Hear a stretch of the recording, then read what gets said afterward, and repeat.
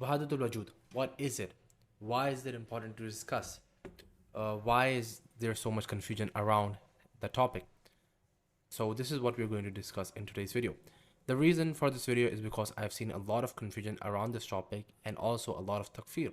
Some people, for example, the Deobandis, some of the Asharis, some of the Maturidis, use this terminology of Wahdat Ul Wajood as well, but do not mean the same thing, rather they mean something else than what the Akbarians mean, and hence this lead to a huge confusion, and due to it they are called either kuffar or deviants. And in this video I want to get rid of that confusion. First, I'll be dividing this video into two. The first will be Ibn Arabi's Wahdat Ul Wajood, and the second will be the more modern, the Laymen, the more Asharian, the more Deobandian kind of concept of Wahdat Ul Wajood that has to do more with tasawwuf or tazkiyah. Before that, I want to make it clear, I do not support, promote this terminology or Wahdat Ul Wajood itself. Rather, I say that it has no foundation from Quran and Sunnah, in the original sense. Neither can it be substantiated by reason alone. And here I'm speaking purely about the Akbarian Wahdat Ul Wajood. So what is Wahdat Ul Wajood? It translates to the unity of being or existence. According to the Akbarians, there is one being. For them, this is Allah subhanahu wa ta'ala. The one existence, the one thing that actually really exists. For them, if you say that two things exist, it is like saying something, making a shirk statement. So for them, we humans don't really exist. Rather, we are merely manifestation of that one being or its reflection. So let me explain. Think of it as you have a torch, and then you start to move it in a circular motion. You will start to see a circle of fire. If you just move it really quickly, you'll start to see a circle of fire. What actually exists is the torch itself, the torch and the fire.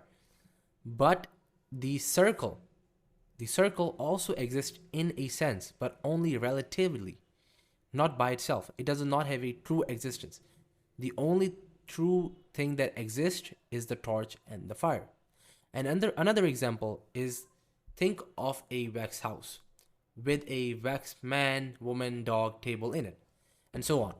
In reality, all that exists is the wax in different forms.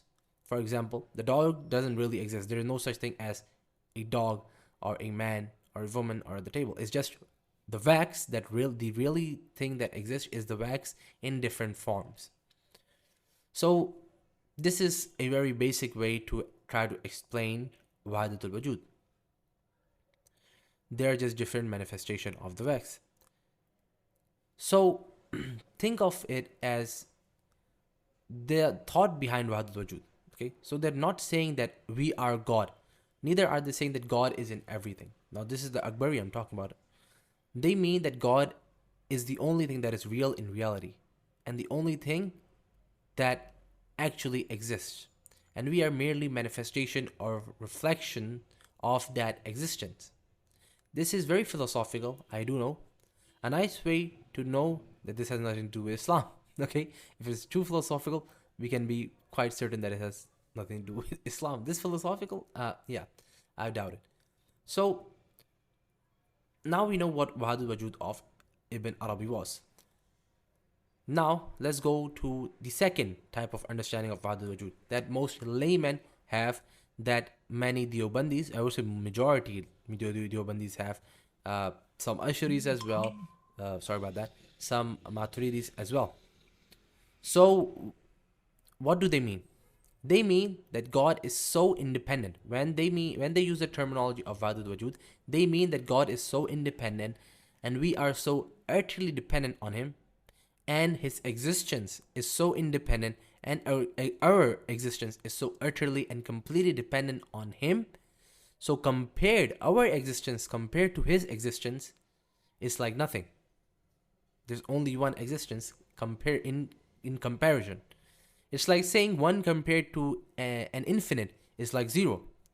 Even though we do believe that there is a one and there is an infinite, but the one compared to the infinite is like zero. And also they use this in a way to explain and expound on spirituality and tasawwuf rather than metaphysics. So the difference here would be that Akbarians do believe this, what I explained earlier about the wax and the torch. They believe that this is a part of reality. This is how the world and the metaphysics is. While the layman would see this as a way to explain and talk about spirituality and talk in a spiritual way. So they have a different purpose. So yeah, even though both should be avoided, right? I believe that both should be avoided. But before you guys go out and call someone a kafir or say that someone is on kufr, make sure you ask them what they mean. And with that, let's end this video. Assalamu alaikum wa rahmatullahi wa barakatuh.